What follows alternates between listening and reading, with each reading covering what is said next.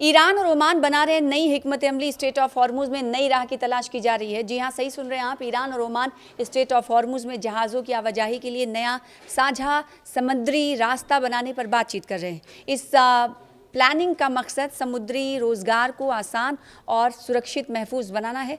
अगर समझौता होता है तो एनर्जी आपूर्ति को वैश्विक व्यापार को राहत मिल सकती है, जबकि क्षेत्रीय सहयोग भी मजबूत होगा। ईरान स्ट्रेट ऑफ हॉर्मुज से गुजरने वाले जहाज़ों के लिए एक सिंगल टू वे रूट यानी एक ही दो तरफा रास्ता बनाने के लिए ओमान के साथ बातचीत कर रहा है। बीते सोमवार को 3 अगस्त को तेहरान में एक प्रेस ब्रीफिंग में ईरान के विदेश मंत्रालय के तर्जुमान इस्माइल बकाई ने कहा कि ये व्यवस्था उन कई अलग अलग लेन की जगह लेगी जिनका इस्तेमाल इस स्ट्रेट ऑफ हॉर्मुज में जहाज़ों के लिए किया जाता है। इरना मीडिया ने प्रवक्ता की बात का हवाला देते हुए कहा कि स्ट्रेट ऑफ हॉर्मुज के दोनों जानिब मुकीम इन देशों के इन ममालिक के बीच बातचीत अलग अलग उत्तरी और दक्षिणी रास्तों को हटाकर एक ही बीच के कॉरिडोर यानी रास्ते को बनाने पर केंद्रित रही है, जिससे दोनों तटीय देशों के हितों और सुरक्षा चिंताओं को ध्यान में रखकर डिज़ाइन किया गया है।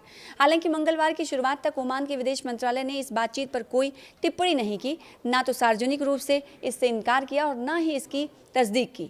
अगर ये स्ट्रेट ऑफ हॉर्मुज से जहाज़ों की आवाजाही फिर से शुरू करने पर की व्यवस्था पर सहमत हो जाते हैं तो ये उन देशों और विश्व की इकोनॉमी के लिए बहुत फ़ायदेमंद होगा कि एनर्जी शिपिंग पर लगी रोक से जूझ रहे हैं और उसमें कहीं ना कहीं खातिर खा लाए अमल इख्तियार करते हुए रास्ता साफ हो जाएगा। लेकिन इससे अमेरिका भी किनारे हो जाएगा, क्योंकि तस्नीम न्यूज़ वायर के अनुसार बकाई ने कहा कि बातचीत में कोई अन्य देश शामिल नहीं है। अमेरिकी राष्ट्रपति डोनाल्ड ट्रंप ने कहा कि स्ट्रेट ऑफ हॉर्मुज को फिर से खोलने के लिए ईरान के साथ बातचीत हो रही है, लेकिन बकाई ने इससे इनकार कर दिया। फरवरी में ईरान पर इजराइल अमेरिकी हमले के बाद से ये स्ट्रेट ऑफ हॉर्मुज बंद है, सिवाय कभी कभार होने वाली जहाज़ों की आवाजाही के। ईरान ने स्ट्रेट ऑफ हॉर्मुज में बारूदी सुरंगें बिछाई हैं और वहां से गुजरने की कोशिश करने वाले जहाज़ों पर हमले भी किए हैं, जबकि अमेरिका ने ईरानी बंदरगाहों की घेराबंदी की है और आदेश अहकामात न मानने वाले जहाज़ों पर गोलीबारी की है। इरना ने कहा है कि प्रस्तावित अंतरिम कॉरिडोर तब तक इस्तेमाल में रहेगा जब तक ईरान और ओमान मौजूदा बैनुल-अक़वामी ट्रैफिक सेपरेशन स्कीम यानी TSS के स्थायी विकल्प पर सहमत नहीं हो जाते। संयुक्त राष्ट्र के इंटरनेशनल मैरीटाइम ऑर्गेनाइजेशन यानी IMO ने 1968 में ईरान और ओमान द्वारा प्रस्तावित TSS को अपनाया था।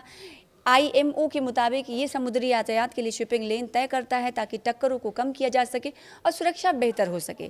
TSS हर दिशा में 2 मील चौड़ी लेन तय करता है, जिनके बीच 2 मील की अलग अलग करने वाली पट्टी होती है। IMO ने अब जहाज़ों को सलाह दी है कि वो TSS से ना गुजरें, क्योंकि वहाँ माइंस यानी बारूदी सुरंगें होने की खबर है। मीडिया रिपोर्ट्स में अमेरिका और ईरान के अज्ञात अधिकारियों के हवाले से कहा गया कि मस्कत तेहरान के प्लान के तहत ये जल डमरू स्ट्रेट ऑफ हॉर्मुज एक हाईवे की तरह काम करेगा, जिसमें जहाज़ दाईं ओर की लेन में चलेंगे।